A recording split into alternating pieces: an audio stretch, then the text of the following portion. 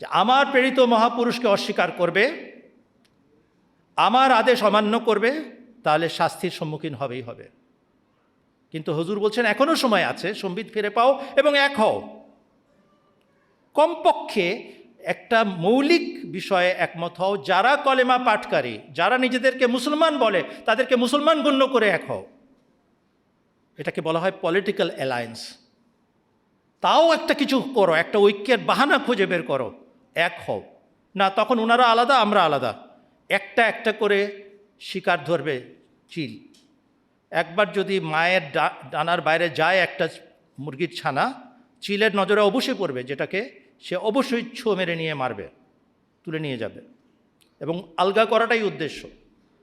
তার বিপরীতে হযরত মির্জা মাসরুর আহমদ সাহেব বলছেন ঐক্যবদ্ধ হও, এক ডানার নিচে থাকো, নাহলে মেরে ফেলবে তোমাদের। ওনারা বলছেন না, আমরা আলগা আলগা থাকবো, আমাদের নিজের স্বার্থ উদ্ধার করব। এই বাক্যটাই যথেষ্ট বোঝার জন্য সত্য জামাত কোনটি, সত্য খেলাফত কোনটি, মুসলমানের দল কোনটি।